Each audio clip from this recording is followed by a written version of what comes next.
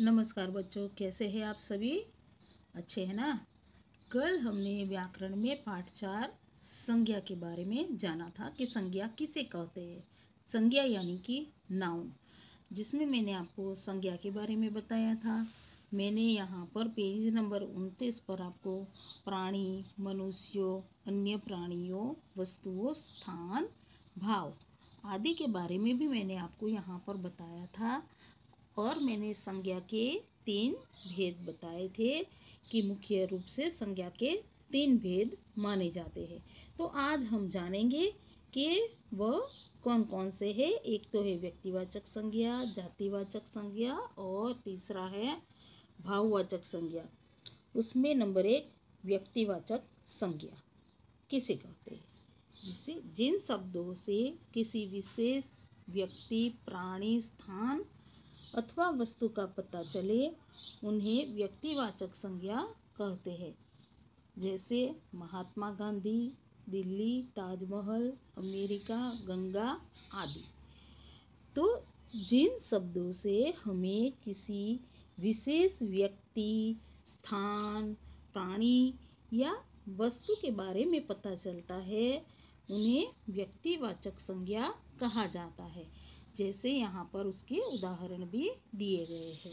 तो अभी आपको समझ में आ गया होगा। अभी हम आगे जानते हैं जातिवाचक संज्ञा, पेज नंबर 30। जातिवाचक संज्ञा जिन शब्दों से किसी जाति, समूह, वर्ग या श्रेणी के बारे में पता चलता है उन्हें जातिवाचक संज्ञा कहते हैं। जैसे बच्चा, पशु, शहर, फल आदि। तो जातिवाचक संज्ञा का मतलब होता है कि जिन शब्दों से हमें किसी जाति, समूह, वर्ग या श्रेणी के बारे में पता चलता है उन्हें जातिवाचक संज्ञा कहते हैं। और उसके भी यहाँ पर आपको कुछ उदाहरण दिए गए हैं।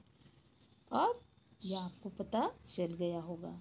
आओ कुछ और संज्ञा शब्द जाने। अभिनेता Tom Cruise, John Abraham, Aamir Khan, Brad Pitt, Hrithik Roshan, यह सारे अभिनेता के नाम हैं। देश भारत, अमेरिका, रूस, जापान, चीन, यह देश के नाम है। शहर Delhi, Jaipur, Tokyo, Beijing, Sydney. इमारत लाल किला, कुतुब मीनार, कमल मंदिर, ओपेरा हाउस, बुलरिंग। पहाड़ जैसे कि हिमालय, जंगफ्रो, नीलगिरी, सतपुड़ा, नंदा देवी, यह सारे पहाड़ों के नाम हैं। नदियाँ गंगा, यमुना, नील, मिसिसिपी, थेम्स, सेन, यहाँ पर यह सारे नदियों के नाम हैं। यहाँ अभिनेता, देश, शहर, इमारत, पहाड़, नदियाँ किसी विशेष का नाम न बताकर एक समूह या वर्ग यानी कि ग्रुप को बताते हैं। तो इसे हम क्या कहेंगे? जातिवाचक संज्ञा। क्योंकि जो किसी जाति, समूह, वर्ग या श्रेणी के बारे में बताते हैं उन्हें जातिवाचक संज्ञा कहते हैं। जैसे कि यहाँ पर आप देख सकते हैं अभिनेता, देश, शहर, इमारत, पहाड़, नदियाँ, यह जो सारे हैं यह पूरे समूह के बारे में, पूरे एक वर्ग या मतलब ग्रुप के बारे में जो बताते हैं। अब हम आगे देखते हैं पेज नंबर 31। अतः ये सब जातिवाचक संज्ञा के उदाहरण है। वही इन समूहों के अंदर आए विशेष नाम जैसे टॉम क्रूज, भारत, दिल्ली, लाल किला, हिमालय, गंगा आदि व्यक्तिवाचक संज्ञा है। तो यहाँ पर आप देख सकते हैं कि यहाँ यह जो सारे हैं इसे जातिवाचक संज्ञा कहते हैं। और इस जातिवाचक संज्ञा के अंदर यहाँ पर यह जो विशेष नाम दिए गए हैं इसे व्यक्तिवाचक संज्ञा कहते हैं। अब आगे हम जानते हैं भाववाचक संज्ञा।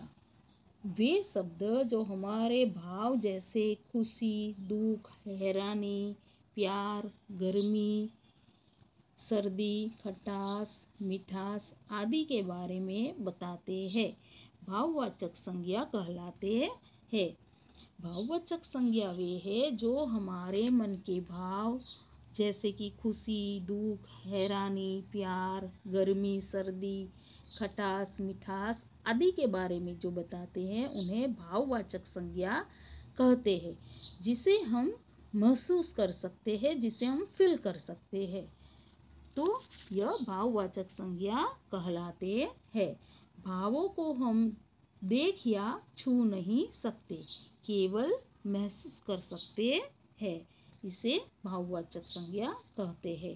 भाववाचक संज्ञा के कुछ उदाहरण: सच्चाई, सफलता, दुर्बलता, प्यास, भूख, गुस्सा, ममता, प्रेम, बचपन, पढ़ाई, खेल, बुढ़ापा आदि। तो यह जो सारे आपको उदाहरण अभी यहाँ बताए, यह भी सारे भाववाचक संज्ञा के उदाहरण है, जिसे हम महसूस कर सकते हैं, जिसे हम फील कर सकते हैं, लेकिन हम इसे छू नहीं सकते हैं। कहने का मतलब है कि यह जो होते हैं वह हमारे अंदर के सारे भाव जो है उसको बताते हैं, इसे भाववाचक संज्ञा कहते हैं। तो बच्चों, आज मैंने आपको यहाँ पर यह पाठ पूरा समझा दिया है, जो आपको अभी समझ में आ गया होगा। अभी यह भी जानो, जातिवाचक संज्ञाओं से हम भाववाचक संज्ञाएं भी बना सकते हैं। जैसे बच्चा जो है वह एक पूरा ग्रुप होता है, एक समूह होता है, इसीलिए इसे जातिवाचक संज्ञा कहा जाता है। और इस जातिवाचक संज्ञा से हम बच्चा, तो उसके अंदर के भाव कैसे होते हैं, बचपन या बचपना, उसे कहते हैं भाववाचक संज्ञा। तो इस तरह से जातिवाचक संज्ञा से हम भाववाचक संज्ञा बना सकते हैं। फिर है मित्र यानी कि